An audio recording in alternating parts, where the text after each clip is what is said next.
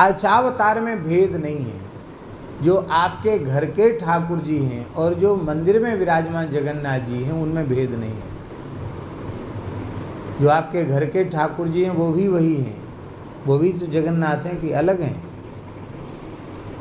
उनमें भेद नहीं है। और भेद मानना भी नहीं चाहिए, ठाकुर ठाकुर जी में भेद नहीं है। एक संत थे, वो भगवान के श्री विग्रह में और शालिग्राम जी में भेद मानते थे। वो कहते थे पुराणों में, वेदादि शास्त्रों में शालिग्राम जी की महिमा ज़्यादा है, इसलिए शालिग्राम जी श्रेष्ठ हैं, स्वयं व्यक्त हैं, और ये तो मूर्ति बनाई हुई है पर प्रतिष्ठा की जाती है, तो ये उतनी महिमा इनकी नहीं, ऐसा मानते थे वो। तो क्या करते थे कि लाल जी रखते थे लड्डू गोपाल जी, तो लड्डू गोपाल जी को जब रात्रि को शयन कराते तो शालिग्राम जी को उनकी छाती पे धर के शयन कराते थे। कहते थे ये बड़े हैं, तो गोपाल जी का तो आसन बना देते उनकी छाती को, और उनके ऊपर शालिग्राम जी को रखते थे। अरे भाई, जो गोपाल जी हैं वही तो शालिग्राम जी हैं, और जो शालिग्राम जी हैं वही गोपाल जी हैं, पर महात्मा ऐसा करते थे। तो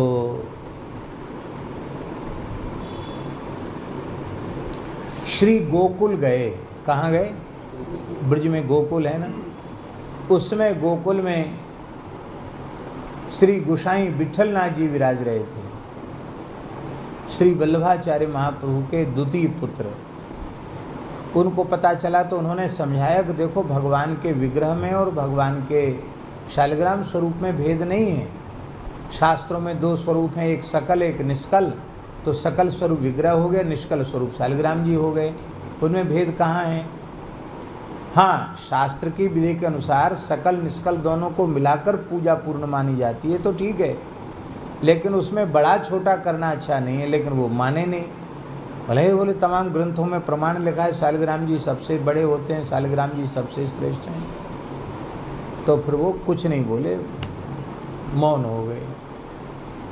उन्होंने उस रात को फिर वही जो रोज करते थे, शालिग्राम जी को गोपाल जी की छाती पर विराजमान किया, और जब सवेरे उन्होंने भगवान का उत्थापन कराया, जगार कराई, मंगला कराई, तो देखा शालिग्राम जी चूर चूर हो गए, एकदम रेत जैसे महीन हो गए।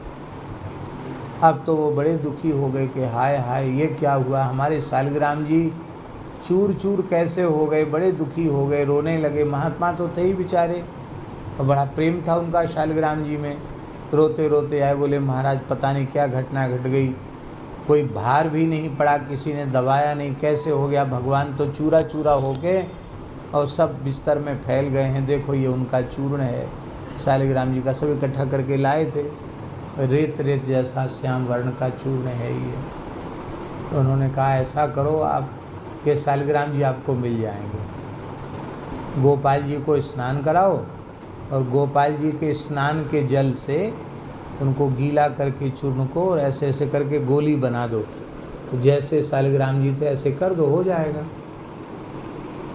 तो उनको भरोसा नहीं था कि ऐसा हो जाएगा, लेकिन उन्होंने इतने बड़े महात्मा कह रहे हैं तो उनकी बात माननी चाहिए। तो उन्होंने ऐसे ऐसे करके किया, वो हो गए, शालिग्राम जी बन गए। अरे महाराज, ये तो गोपाल जी बड़े हो गए, गोपाल जी के स्नान के जल से शालिग्राम जी फिर से प्रकट हो गए, तो गोपाल जी बड़े हो गए। अरे गोपाल जी बड़े हो गए, शालिग्राम जी बड़े हो गए, ये झगड़ा नहीं है। जो गोपाल जी हैं वही शालिग्राम जी हैं, जो शालिग्राम जी हैं वही गोपाल जी।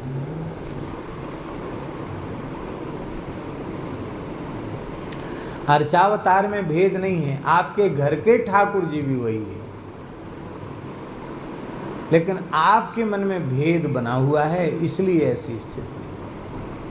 अब एक विशेष बात जो हम निवेदन कर रहे हैं वो ये है कि यद्यपि भगवान के स्वरूप में भेद नहीं है, लेकिन इसके बाद भी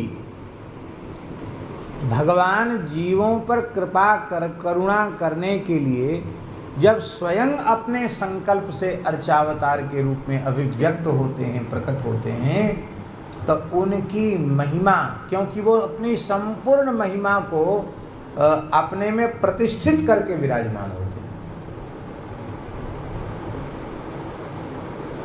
जैसे श्री जगन्नाथ जी स्वयं प्रकट हैं। अनंत कोट ब्रह्मांडों के निर्माता को भला कौन निर्माण करेगा, कौन बनाएगा? उनको तो कोई बना ही नहीं सकता। और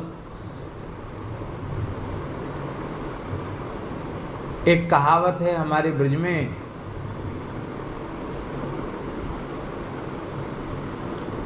कि नानी के यहाँ ननसार की बात नहीं करी जाए। नानी के घर में ननिहाल की बात कोई करे, ननसार की बात करे, तो लोग कहेंगे ये देखो इसको क्या पता, छोटा बच्चा है। तो ऐसे ही यहाँ के लोगों के सामने हम यहाँ की बात करें तो वो तो नानी के यहाँ ननिहाल की बात होगी, ऐसा नहीं है।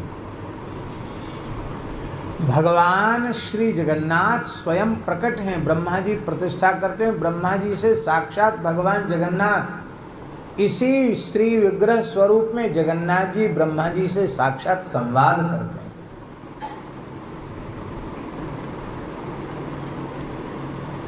इसलिए अर्चावतार स्वरूप में भी जहाँ भगवान अपने संकल्प से प्रकट होते हैं, वहाँ विशेष भगवान की कला, भगवान का स्वरूप विशेष रूप में वहाँ अनुभव में आता है। वहाँ घर के ठाकुर जी में आपको भावना बनानी पड़ेगी, और वहाँ भावना बनी बनाई है। उसको बनाने का, यद्यपि ये बिल्कुल पक्का है कि जो आपके घर के ठाकुर जी हैं वही जगन्नाथ जी हैं, जो जगन्नाथ जी हैं वही घर के ठाकुर जी हैं, लेकिन भगवान स्वयं अर्चावतार रूप से प्रकट होकर बद्रिकाश्रम में विराजमान हैं। भगवान स्वयं अर्चावतार रूप से प्रकट होकर द्वारिका में विराजमान हैं। भगवान स्वयं अर्चावतार रूप से प्रकट होकर श्री रंगम में विराजमान हैं। भगवान अर्चावतार रूप से प्रकट होकर के स्वयं श्री पुरुषोत्तमपुरी नीलाचल धाम में विराजमान हैं। तो यहाँ जाकर दर्शन करना ये साक्षात भगवत दर्शन के